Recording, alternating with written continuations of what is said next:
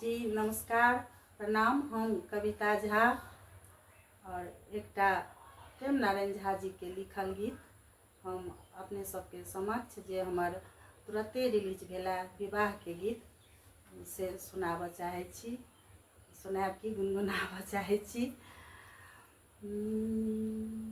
आयल शुभ घड़ी सजल बराती, आयल शुभ घड़ी सजल बराती, चलो सब सखी डाला साजी, चलो सब सखी डाला साजी। आयल शुभ घड़ी सजल बराती, आयल शुभ घड़ी सजल बराती, हाथ में मेहंदी राचल राहन, हाथ में मेहंदी राचल राहन, पैर में पायल रुनझुन बाजन, पैर में पायल रुनझुन बाजन।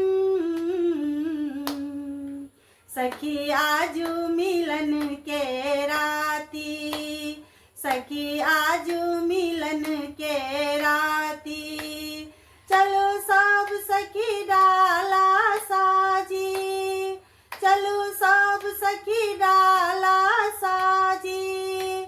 आयल शुभ घड़ी सजल बराती, आयल शुभ घड़ी सजल बराती, सीत में सिंदूर सदिखन चमकन, सीत में सिंदूर सदिखन चमकन, हाथ में कंगना खन खन खन कन, हाथ में कंगना खन खन खन कन।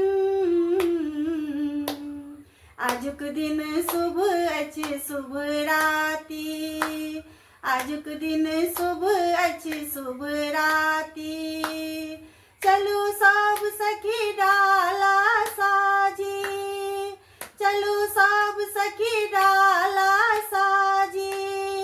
आयल शुभ घड़ी सजल बराती, आयल शुभ घड़ी सजल बराती, मांग में टीका सदिखन शोभन, मांग में टीका सदिखन शोभन, नाक में नथिया चम चम चमकन, नाक में नथिया सुंदर शोभन।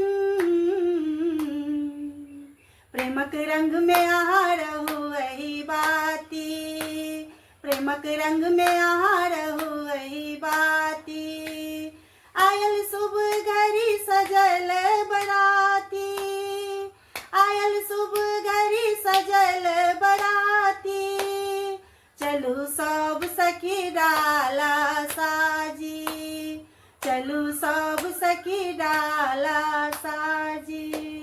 धन्यवाद।